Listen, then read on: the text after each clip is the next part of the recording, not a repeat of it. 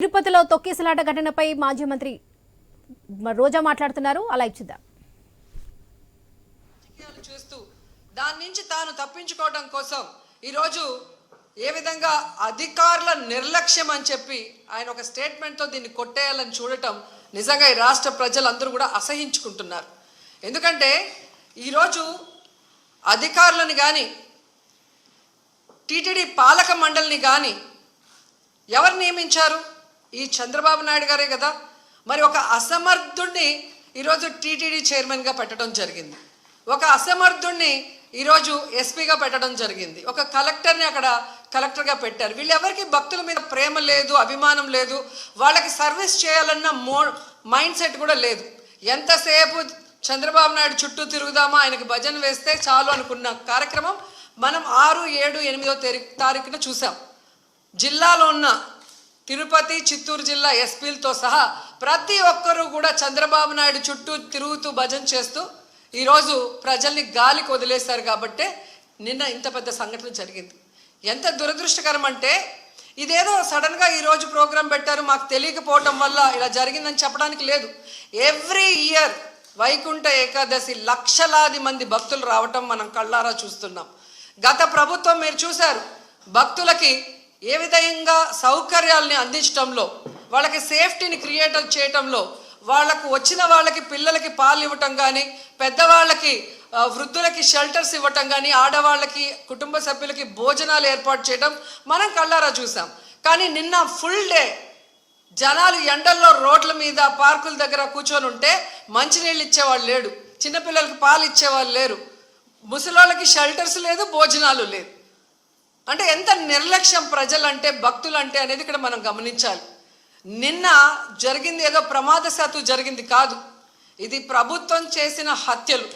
ఎందుకంటే చంద్రబాబు నాయుడు గారి నిర్లక్ష్యం, ఆయన నియమించిన టీటీడీ పాలక వర్గం, అలాగే దేవాదాయ శాఖ మంత్రి, అలాగే డిప్యూటీ సీఎం, అలాగే హోంమంత్రి, వీళ్ళందరి నిర్లక్ష్యం వల్లే ఇది జరిగింది. కాబట్టి వీళ్ళందరి మీద కేసులు, అంటే క్రిమినల్ కేసుల్ని ఫైల్ చేయాలని కూడా మేము డిమాండ్ చేస్తున్నాం. ఎందుకంటే మొన్నే మనం చూసాం, తెలంగాణలో ఒక సినిమా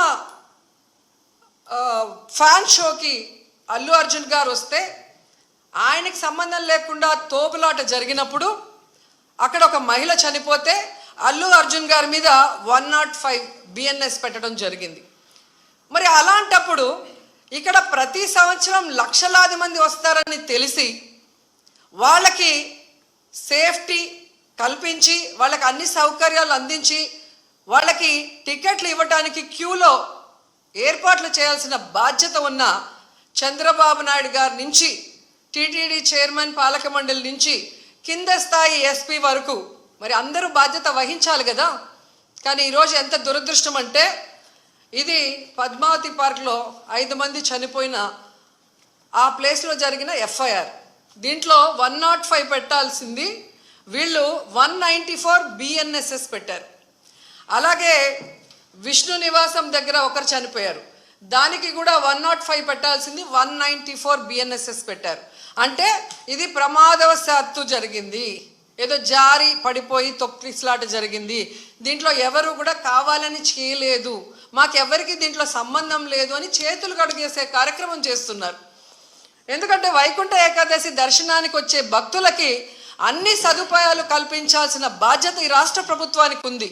ఈ రాష్ట్ర ప్రభుత్వం ఆ జిల్లా ఎస్పీకి, అలాగే కలెక్టర్కి బాధ్యతనిస్తారు, అలాగే పాలక మండలికి బాధ్యతనిస్తారు. సో వీళ్ళందరూ కోఆర్డినేషన్ చేసుకొని చేయాల్సిన పనిని ఈరోజు వీళ్ళు నిర్లక్ష్యం చేసి 6 మంది ప్రాణాలు బలికొని 34 మంది గాయాల పాలైతే ఎవరికి సంబంధం లేదు, ప్రమాదవశాత్తు జరిగిందని 194 BNSS పెట్టడం ఎంతవరకు సమంజసం? సో ఈరోజు నేను అడుగుతున్నాను, మొన్న విజయవాడలో హైందవ శంకారావం చేశారు, హైందవుల్ని మనం కాపాడుకోవాలి. మరి ఈరోజు ఇంతమంది హైందవ భక్తులు చనిపోతూ గాయాలవుతుంటే ఎక్కడికి వెళ్ళారు ఈ పీఠాధిపతులు? ఇప్పుడు బయటికి రండి, బయటకు వచ్చి తిరుమల పవిత్రతను కాపాడండి, అక్కడ చనిపోయిన వాళ్ళ కుటుంబాలతో మాట్లాడండి, ఆ చనిపోవటానికి కారణమైన ఈ ప్రభుత్వాన్ని, పాలక మండలిని నిలదీసి వాళ్ళ మీద క్రిమినల్ కేసులు పెట్టేంత వరకు మరి ధర్నా చేయండి. ఎందుకు మాట్లాడట్లేదు? అలాగే మీరు మొన్న చూస్తే అసలు లడ్డూలో కల్తీ జరగకపోయినా వీళ్ళు చెప్పిన అబద్ధాన్ని వీళ్ళ కూటమి ప్రభుత్వంలో ఉన్న బీజేపీ మాధవీలత గారు వందే భారత్ ఎక్స్ప్రెస్లో భజన చేసుకుంటూ వచ్చి ఎన్ని రకాలుగా మాట్లాడిందో మనం చూసాం. నిజంగా మీకు దేవుడి మీద భక్తి ఉంటే, భక్తుల మీద ప్రేమ అభిమానం ఉంటే ఈరోజు 6 మంది ఎవరి వల్ల అయితే చనిపోయారో ఈ ప్రభుత్వాన్ని నిలదీయండి. ఈ ప్రభుత్వంలో ఎవరెవరు ఈ చావుకు కారణమయ్యారో వాళ్ళందరి మీద మోడీ గారికి చెప్పి క్రిమినల్ కేసులు పట్టించండి. అంతేగాని ఈరోజు మీరు పూసుకొని మీరు చేస్తే మాత్రం అది కరెక్టు, వేరే వాళ్ళు చేస్తే తప్పు అన్నట్టుగా దొంగ మాటలు చెప్తూ ఎవరి మీద దుమ్మెత్తి పోయాలనుకుంటే ప్రజలు అన్నీ గమనిస్తున్నారు. అండ్ ఈరోజు మీరు చూస్తే మోడీ గారికి కూడా మేము విన్నవించుకుంటున్నాం, మీకు భక్తి ఎక్కువ ఉంది కాబట్టి ఈరోజు తిరుమలలో జరిగింది పూర్తిగా చంద్రబాబు నాయుడు గారి ఫెయిల్యూర్, ఆయన నియమించిన అఫీషియల్స్ పాలక మండలి ఫెయిల్యూర్. సో వీరందరి మీద విచారణ జరిపించి దీనికి ఎవరెవరి నిర్లక్ష్యం కారణమో వాళ్ళందరి మీద క్రిమినల్ కేసులు వేసి వీళ్ళందరినీ లోపల పెట్టాలి. ముందు వీళ్ళందరితో రాజీనామా చేయించాలని కూడా డిమాండ్ చేస్తున్నాం. ఇక హోంమంత్రి గారు ఉన్నారు, ఎప్పుడు ప్రెస్ మీట్ పెట్టి ఎవరి మీద దుమ్మెత్తి పోద్దామా, ఎవరిని మాట్లాడదామా అనుకుంటున్నారే తప్ప వీళ్ళు వచ్చిన తర్వాత ఈ రాష్ట్రంలో లా అండ్ ఆర్డర్ ఎలా దిగజారిపోయింది, మహిళల మీద ఎలా అఘాయిత్యాలు అవుతున్నాయి, ఏ విధంగా మనుషులు చనిపోతున్నారు తోపులాట్లో పోలీసుల నిర్లక్ష్యం వల్ల, వీళ్ళకి కంట్రోల్ లేదనేది స్పష్టంగా అర్థమవుతుంది. సో ఇలాంటి వాళ్ళని హోంమంత్రిగా పెడితే ఇంకెంతమంది ప్రాణాలు తీస్తారో ఒకసారి మీరే ఆలోచించి యాక్షన్ తీసుకుంటే మంచిదని కూడా కోరుకుంటున్నాను.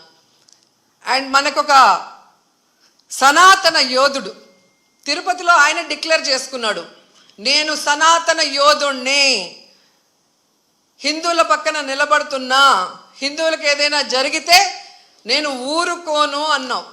అదే తిరుపతిలో ఈరోజు 6 మందిని మీ కూటమి ప్రభుత్వం చంపేసింది. దీనికి మీరు ఏం ప్రాయశ్చిత్తం చేస్తారు? చంద్రబాబు నాయుడుతో రాజీనామా చేయిస్తారా? మీరు బాధ్యత తీసుకొని రాజీనామా చేస్తారా? లేదా టీటీడీ చైర్మన్తో రాజీనామా చేయిస్తారా? హోంమంత్రితో రాజీనామా చేయిస్తారా? లేదా అందరూ కలిసి కట్టకట్టుకొని రాజీనామా చేస్తారా? మీ అందరి ఫెయిల్యూరే కదా ఇది. నిజమైన సనాతన యోధుడివి అయితే ఇప్పుడు వచ్చి మీ ప్రభుత్వంలో ఎవరెవరి నిర్లక్ష్యం వల్ల ఇది జరిగిందో వారందరి మీద క్రిమినల్ కేసులు పెట్టించుకోండి. అంతేగాని ప్రమాదవశాత్తు జరిగిందని 194 BNSS పెట్టేసి చేతులు దులిపేసుకోవాలంటే మాత్రం వదిలే ప్రసక్తే లేదు అని కూడా ఈ సందర్భంగా తెలియజేసుకుంటున్నా. అండ్ చంద్రబాబు నాయుడు ఆయన లెగ్గు మహత్యం ఏంటో కానీ ఆయన ఎప్పుడు అధికారంలోకి వస్తే అప్పుడు ఈ రాష్ట్రంలో మనం ఎన్నో చావులు చూడాల్సి వస్తుంది. గతంలో గోదావరి పుష్కరాలు ఈయన పబ్లిసిటీ పిచ్చి వల్ల ఇలాగే గేట్లు తెరిచి జనాలు తోసుకొని ఒకరి మీద ఒకరు పడి 29 మంది చనిపోయారు. మొన్న ముఖ్యమంత్రి అయిన వెంటనే ఈయన నిర్లక్ష్యం వల్ల, ఈయన వైఫల్యం వల్ల దాదాపుగా విజయవాడ వరదల్లో 60 మందికి పైగా చనిపోయారు. మళ్ళీ ఈరోజు చిత్తూరు జిల్లా కుప్పంలో ఉండగానే 6, 7, 8 ఉండి పోలీసులందరినీ తిప్పుకొని ప్రజల్ని గాలికి వదిలేశారు. మానిటరింగ్ లేదు, ఎన్ని లక్షల మంది వస్తున్నారు, వీళ్ళకి ఏం సదుపాయాలు చేశారు, వీళ్ళకి ఎలా టోకన్స్ ఇస్తున్నారు, ఎక్కడ క్యూ లైన్స్ ఇచ్చారు అనేది ముఖ్యమంత్రి పట్టించుకోడు, చైర్మన్ పట్టించుకోడు, ఎస్పీ, కలెక్టరు, అలాగే ఎండోమెంట్ మినిస్టర్ ఎవరు పట్టించుకోరు. బాగా జరిగితే ఏమో మా గొప్పతనం 30 years ఇండస్ట్రీ, 40 years ఇండస్ట్రీ అని గొప్పలు చెప్పుకుంటారు. లేదు అంటే గత ప్రభుత్వ వైఫల్యం లేదా అఫీషియల్స్ వైఫల్యం అని ఎప్పుడు ఎవరో ఒకరి మీద దుమ్మెత్తి తప్పించుకోవాలన్న ప్రయత్నం చేస్తున్నారు. ఇది సీరియస్గా తీసుకోవాల్సిన ఇష్యూ. ఈ చంద్రబాబు నాయుడు గారి వైఫల్యం వల్ల, అసమర్థ వల్లే ఈరోజు ఇంతమంది చనిపోయారు. ఆయన నియమించిన వాళ్ళు ఎవరైతే ఉన్నారో వాళ్ళందరి నిర్లక్ష్యం వల్ల జరిగింది. సో వెంటనే ఈ ఎఫ్ఐఆర్లు మార్చి తప్పు చేసిన వాళ్ళ మీద క్రిమినల్ కేసులు పెట్టాలి. లేకపోతే మేమైతే వైఎస్ఆర్సీపీ తరఫున భక్తులకి అండగా ఉండి ఆ చనిపోయిన కుటుంబాల తరఫున పోరాటం చేస్తాం. వాళ్ళకి కూడా ఎక్స్గ్రేషియా ఒక్కొక్కరికి మరి డబ్బులు 1 కోటి నుంచి 2 కోట్ల దాకా ఇవ్వాల్సిన అవసరం ఉంది. ఎందుకంటే మీ వల్లే వాళ్ళు చనిపోయారు, వాళ్ళ నిర్లక్ష్యం వల్ల కాదు.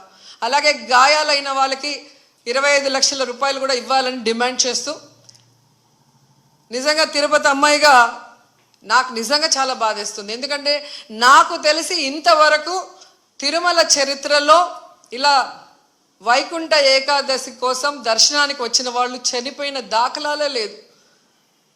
అలాంటిది ఈరోజు 6 మంది దాకా చనిపోయారు అంటుంటే, ఆ కుటుంబాలు టీవీల్లో చూస్తుంటే వాళ్ళు ఏడుస్తుంటే మనసు ద్రవించిపోతుంది. కానీ ఈ కుటుంబ ప్రభుత్వానికి ఏ ఎమోషన్ లేదు, ఏ బాధ లేదు.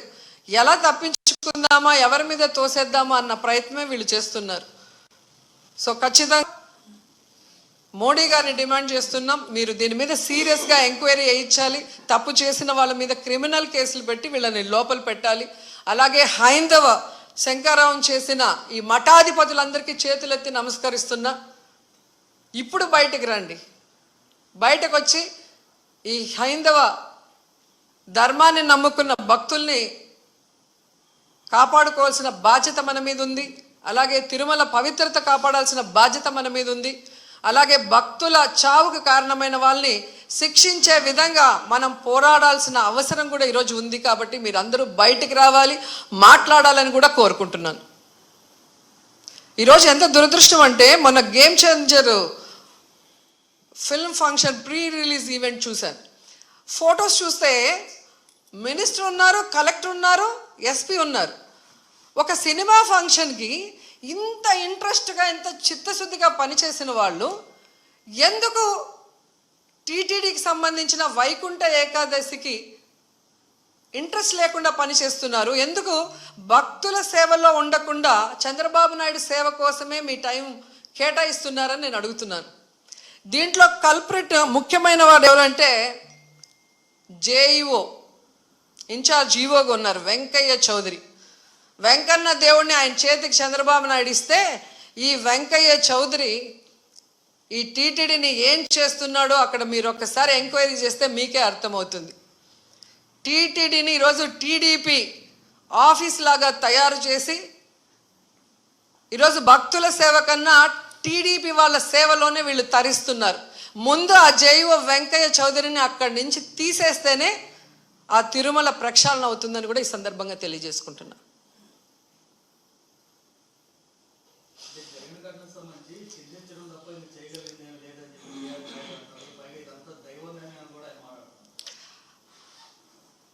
దేవుడి మీద భక్తి లేని వాడికి ఆ పోస్టు చేసే విలువ లేని వ్యక్తికి అలాంటి పెద్ద పోస్ట్ ఇస్తే ఇలాగే ఉంటుంది. ఆయన ప్రెస్ మీట్లు పెట్టి రాజకీయం మాట్లాడతాడు, జగన్ గారిని తిడతాడు. కానీ ఒక టీటీడీ చైర్మన్గా తన బాధ్యత ఏంటి, వైకుంఠ ఏకాదశికి ఎలాంటి ఏర్పాట్లు చేయాలి, ఈఓని, ఎస్పీని, కలెక్టర్ని కలుపుకొని కోఆర్డినేట్ చేసుకొని ఎలా వచ్చే భక్తులకి అన్ని సదుపాయాల్ని, సేఫ్టీని అందించాలన్న ఆలోచన ఇతనికి లేదు. ఇన్సిడెంట్ జరిగినప్పుడు కూడా హైదరాబాద్లో కూర్చొని ఉన్నాడు. ఆయన మాట్లాడిన తీరు చూస్తే తాగి మాట్లాడా, వయసు అయిపోయి మాట్లాడా నాకైతే అర్థం కాలేదు. కానీ ఎంత కేర్లెస్గా, ఎంత సిల్లీగా ఆయన మాట్లాడిన మాటలు. నేను గుడిలో ఎస్పీ కనిపిస్తే చెప్పాను, కొంచెం జాగ్రత్తగా చూసుకోండి, ఏదో గొడవలు అవుతున్నాయి అని నాకు సమాచారం వచ్చింది అన్నాడు. మరి ఎస్పీకి చెప్పిన తర్వాత ఎస్పీ కరెక్ట్గా చూసుకుంటున్నాడా లేదా మానిటరింగ్ చేయాల్సిన బాధ్యత చైర్మన్కి, బోర్డు మెంబర్స్కి ఉంది కదా. మరి నువ్వు హైదరాబాద్లో కూర్చుంటే తిరుపతిలో టికెట్లు ఏ కౌంటర్లో ఇస్తున్నారు, వాళ్ళకి ఏం సేఫ్టీ ఉంది, వాళ్ళకి ఏమి సౌకర్యాలు అందుతున్నాయో ఎలా తెలుస్తుంది మీకు?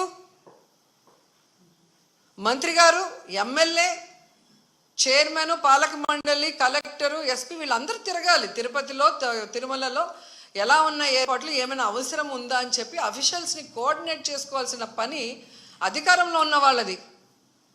అలా చేసుకోకుండా అంతా దైవేచ్ఛ. నేను ముందే అనుకున్న, ఎస్పీ గారికి చెప్పా, వినలేదు అంటే ఎవరిని ఇరికిచ్చి తప్పించుకోవాలనుకుంటున్నారో వాళ్ళే గమనించుకోవాలి. గతంలో టీటీడీ చైర్మన్లుగా పనిచేసిన వాళ్ళు కరుణాకర్ రెడ్డి గారు ఉన్నారు మనకు, అట్లాగే సుబ్బారెడ్డి గారు ఉన్నారు. ఎంత చక్కగా భక్తుల సేవలో వచ్చిన వాళ్ళకి అన్ని సౌకర్యాలు అందించి అందరూ కూడా దర్శనం చేసుకొని తరించే విధంగా ఎలా ఏర్తామో 5 ఏళ్ల కాలంలో భక్తులను అడగండి. ఫస్ట్ ఇయరే మీరు ఈ విధంగా చేస్తే నెక్స్ట్ ఎలా వస్తారు భక్తులు? భయపడిపోరా?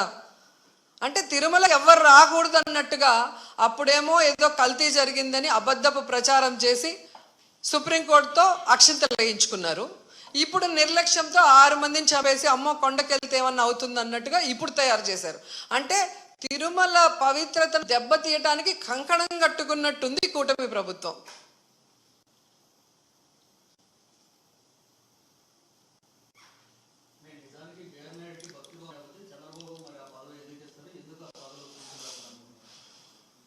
అది చంద్రబాబు నాయుడు గారు చెప్పాల్సిన విషయం. ఎందుకంటే సొంత జిల్లాలో ఇంత పెద్ద ఇష్యూ జరిగింది. బిఆర్ నాయుడు చిత్తూరు జిల్లాకు చెందినవాడే. మరి జిల్లాలో తిరుమల పవిత్రత గురించి తెలుసు, ఎన్ని లక్షల మంది ఉంటే ఏకాదశికి ఇద్దరికి తెలుసు, వాటికి ఎలా ఏర్పాట్లు చేయాలో చంద్రబాబుకి తెలుసు, బిఆర్ నాయుడికి తెలియదు. తెలియనప్పుడు చెప్పి చేయించుకోవాల్సిన బాధ్యత ముఖ్యమంత్రికి ఉంది. అలా చేయడం చేత కాని వాడికి చైర్మన్ పదవి ఇవ్వకూడదు. ఏ లాలూచితో ఇచ్చారో వాళ్ళు చెప్పాలి.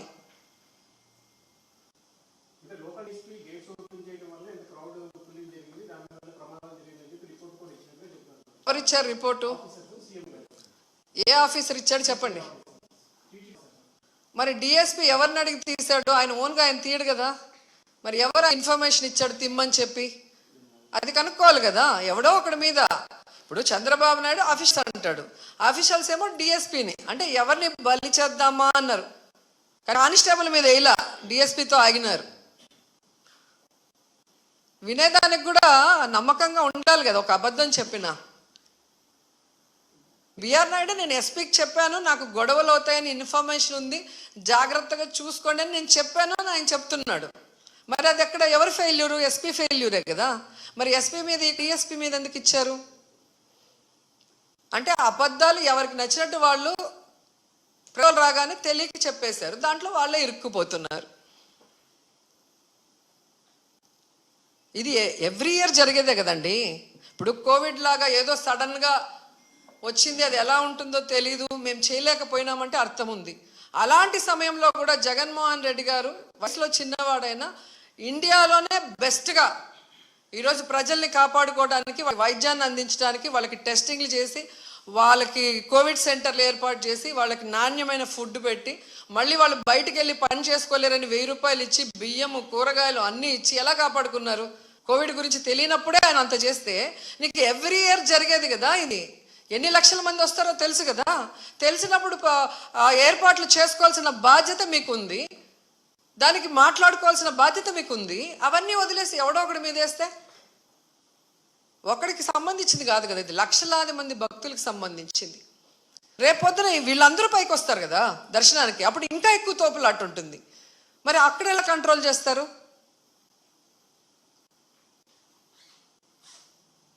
సో ఇది ఎవడో ఒకరిని బలిపశువు చేయాలనేసి టీవీల్లో వార్తలు ఇస్తూ ఎఫ్ఐఆర్లో మాత్రం ప్రమాదవశాత్తు జరిగిందని రాయటం.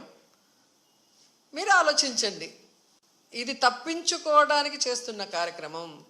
భగవంతుడు వీళ్ళని వదిలిపెట్టడు, ఈ తప్పు చేసిన వాళ్ళని వదిలిపెట్టడు. అట్లాగే కేంద్ర ప్రభుత్వం కూడా సిన్సియర్గా దీని మీద ఇన్వెస్టిగేషన్ చేయించి తప్పు చేసిన వాళ్ళ మీద క్రిమినల్ కేసులు వేయాలి. అది మా డిమాండ్. అలాగే చనిపోయిన వాళ్ళకి, క్షతగాత్రులైన వాళ్ళకి ఎక్స్గ్రేషియా ఇవ్వాల్సిన బాధ్యత ప్రభుత్వానికి ఉంది.